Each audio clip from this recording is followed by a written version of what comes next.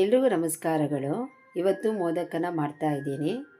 ಇದನ್ನು ಮಾಡೋದಕ್ಕೆ ಬರೀ ರವೆಯಿಂದ ಮಾತ್ರ ನಾನಿಲ್ಲಿ ಮಾಡ್ಕೊತಾ ಇದ್ದೀನಿ. ಇದನ್ನು ಮಾಡೋದಕ್ಕೆ 1 ಕಪ್ಪಿನಷ್ಟು ಚಿರೋಟಿ ರವೆನ ತೊಗೊಂಡಿದ್ದೀನಿ. ರವೆಗೆ 2 ಚಮಚದಷ್ಟು ಎಣ್ಣೆನ ಹಾಕ್ಕೊಂಡಿದ್ದೀನಿ. ಇದಿಷ್ಟನ್ನು ಹಾಕ್ಕೊಂಡು ರವೆ ಜೊತೆ ಚೆನ್ನಾಗಿ ಎಣ್ಣೆನ ಮಿಕ್ಸ್ ಮಾಡ್ಕೋಬೇಕು. ರವೆ ಮತ್ತು ಎಣ್ಣೆ ಎರಡು ಚೆನ್ನಾಗಿ ಹೊಂದ್ಕೊಂಡಾದಮೇಲೆ ಆ ರೀತಿಯಾಗಿ ರವೆನ ಕಲಿಸ್ಕೋಬೇಕು.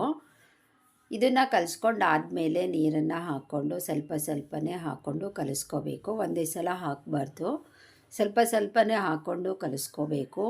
ಅಕಸ್ಮಾತ್ ಏನಾದರೂ ತೆಳು ಆದರೆ ರವೆನ ಸೇರಿಸ್ಕೊಂಡು ಕಲಿಸ್ಕೋಬೋದು.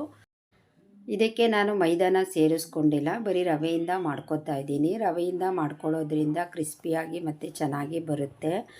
ಇದನ್ನು ಒಂದು 2 ಗಂಟೆ 3 ಗಂಟೆ ನೆನೆಸ್ಕೊಂಡ್ರೆ ಸಾಕಾಗತ್ತೆ. ಮೈದಾ ಆದರೆ ಅಷ್ಟೊಂದು ನೆನೆಸ್ಬೇಕಾಗಿಲ್ಲ, ರವೆ ಆದ್ದರಿಂದ ಜಾಸ್ತಿ ಹೊತ್ತು ನೆನೆಸ್ಕೋಬೇಕು. ಈಗ ಇದಾಗಿದೆ. ಇದಕ್ಕೆ ಒಂದು ಪ್ಲಾಸ್ಟಿಕ್ ಕವರನ್ನು ಮುಚ್ಚಿ ಮೇಲೆ ಒಂದು ತಟ್ಟೆನ ಮುಚ್ಚಿ ಇದನ್ನು ಹಾಗೆ ಬಿಡ್ತೀನಿ. 3 ಅವರ್ ಇದನ್ನು 2 ರಿಂದ 3 ಅವರ್ ಹಾಗೆ ಬಿಟ್ಟರೆ ಸಾಕಾಗುತ್ತೆ. ಇದಾದಮೇಲೆ ಇದಕ್ಕೆ ಹೂರ್ಣ ಮಾಡ್ಕೋಬೇಕು. ಹೂರ್ಣನ ಮಾಡ್ಕೊಳ್ಳೋದಕ್ಕೆ ನಾನಿಲ್ಲಿ 3/4 ಕಪ್ಪಿನಷ್ಟು ಕೊಬ್ಬರಿ ತುರಿನ ತೊಗೊಂಡಿದ್ದೀನಿ. ಇದನ್ನು ಒಂದು ಮಿಕ್ಸಿ ಜಾರಿಗೆ ಹಾಕ್ಕೊಂಡಿದ್ದೀನಿ.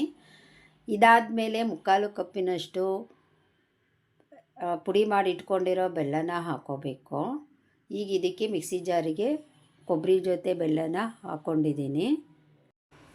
ಇದಾದ ನಂತರ 3 ರಿಂದ 4 ಚಮಚದಷ್ಟು ಹುರ್ಗಡ್ಲೆನ ಹಾಕ್ಕೊಂಡಿದ್ದೀನಿ. ಇದಕ್ಕೆ ಹಾಕ್ಕೊಂಡು ಮಿಕ್ಸಿ ಜಾರಿಗೆ ಇದ್ರ ಜೊತೆ ಹಾಕ್ಕೋಬೇಕು. ನಂತರ 1 ಚಮಚದಷ್ಟು ಗಸಗಸೆನ ಹಾಕ್ಕೊಂಡಿದ್ದೀನಿ. ಇದಕ್ಕೆ ಪುಡಿ ಮಾಡಿ ಇಟ್ಕೊಂಡಿರೋ 2 ಏಲಕ್ಕಿನ ಸೇರಿಸ್ಕೋಬೇಕು.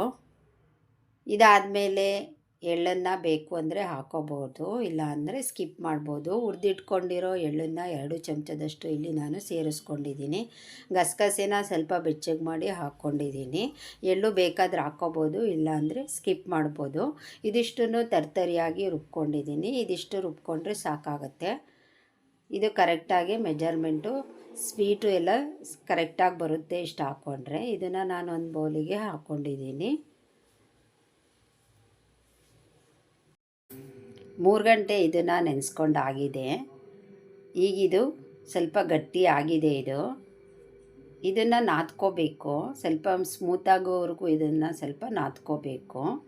ಅದು ಸ್ಮೂತಾಗಿ ಬರುತ್ತೆ, ಅದು ನಾದ್ಕೊಂಡ್ರೆ ಸಾಕು. ಇಷ್ಟು ನಾದ್ಕೊಂಡ್ರೆ ಸಾಕಾಗುತ್ತೆ. ಈಗ ನಮಗೆ ಎಷ್ಟು ಬೇಕೋ ಅಷ್ಟು ಉಂಡೆಗಳನ್ನು ಮಾಡ್ಕೋಬೇಕು. ನಮಗೆ ಯಾವ ಸೈಜಿಗೆ ಬೇಕು ಆ ಸೈಜಿಗೆ ಉಂಡೆಗಳನ್ನೆಲ್ಲ ಮಾಡಿಟ್ಕೊಂಡಾದಮೇಲೆ ಇದನ್ನು ಲಟ್ಟಿಸ್ಕೋಬೇಕು. ಸ್ವಲ್ಪ ಮೈದಾ ಹಿಟ್ಟನ್ನು ಉದುರಿಸ್ಕೊಂಡು ಉಂಡೆನ ರೌಂಡ್ ಮಾಡಿಕೊಂಡು ಅದನ್ನು ಈ ರೀತಿಯಾಗಿ 2 ಕಡೆ ಮೈದಾದಲ್ಲಿ ಡೀಪ್ ಮಾಡಿ ಹರ್ಕೋಬೇಕು. ಸ್ವಲ್ಪ ತಿಕ್ನೆಸ್ ಆಗೇ ಇರಬೇಕು, ದಪ್ಪ. ತುಂಬ ತೆಳುವಾಗಿರಬಾರ್ದು, ಹೊಡ್ಕೊಬಿಡುತ್ತೆ. ಅದರಿಂದ ಸ್ವಲ್ಪ ದಪ್ಪಗೆ ಅಂದರೆ ತುಂಬ ದಪ್ಪಗೆ ಹರ್ಕೋಬಾರ್ದು, ಮೀಡಿಯಮಾಗಿ ಹರ್ಕೊಂಡು ನಂತರ ಹೂರ್ಣನ ಇದಕ್ಕೆ ಎಷ್ಟು ಬೇಕಷ್ಟು ತುಂಬಿಸಿ ಈ ರೀತಿಯಾಗಿ ಮಡ್ಚ್ಕೋಬೇಕು. ಮೋದಕ ರೀತಿ ಮಡ್ಚ್ಕೋಬೇಕು ಈ ರೀತಿಯಾಗಿ. ಇದನ್ನೆಲ್ಲ ಮಡ್ಚ್ಕೊಂಡಾದಮೇಲೆ ಮಿಕ್ಕಿರೋ ಹಿಟ್ಟನ್ನು ತೆಗೆದು ಇಡಬೇಕು. ಆಮೇಲೆ ಅದನ್ನು ಫೋಲ್ಡ್ ಮಾಡಿಕೊಂಡ್ರೆ ಮೋದಕ ರೆಡಿ ಆಗುತ್ತೆ. ಇದಿಷ್ಟನ್ನು ಈ ರೀತಿಯಾಗಿ ಎಲ್ಲನೂ ಮಾಡಿಟ್ಕೊಬೇಕು. ಕರಿಯೋವಷ್ಟು ನಾವು ಎಷ್ಟು ಕರಿತೀವಿ ಅಷ್ಟನ್ನು ಈ ರೀತಿಯಾಗಿ ನಾವು ಮಾಡಿಟ್ಕೊಂಡಾದಮೇಲೆ ಎಣ್ಣೆನ ಚೆನ್ನಾಗಿ ಕಾಯಿಸ್ಕೊಂಡಾದಮೇಲೆ ಇದನ್ನು ಸಣ್ಣ ಉರಿಯಲ್ಲಿ ಬೇಯಿಸ್ಕೋಬೇಕು. ಮೋದಕನ ಜಾಸ್ತಿ ಉರಿಲಿ ಇದನ್ನು ಬೇಯಿಸ್ಕೋಬಾರ್ದು, ಸಣ್ಣ ಉರಿಲೇ ಇದನ್ನು ಬೇಯಿಸ್ಕೊಬೇಕು. ಮೋದಕ ಗರ್ಗರಿಯಾಗಿ ಬರೋವರೆಗೂ ಎಣ್ಣೆಯಲ್ಲಿ ಇದನ್ನು ಚೆನ್ನಾಗಿ ಕರಿಬೇಕು. ಅದು ಪೂರ್ತಿ ಆಗೋವರೆಗೂ ಸಣ್ಣ ಫ್ಲೇಮಲ್ಲೇ ಇಟ್ಕೊಂಡು ಇದನ್ನು ಕರಿಬೇಕು. ಇಲ್ಲ ಅಂದರೆ ಇದು ಬೆಂದಿರಲ್ಲ ಚೆನ್ನಾಗಿ. ಕಲರ್ ಚೇಂಜ್ ಆಗೋವರೆಗೂ ಇದನ್ನು ಬೇಯಿಸ್ಕೋಬೋದು.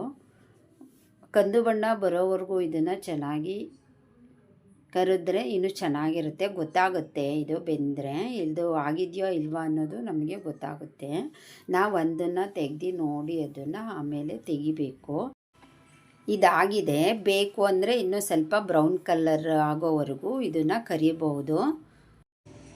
ಮೋದಕ ರೆಡಿಯಾಗಿದೆ. ಧನ್ಯವಾದಗಳು.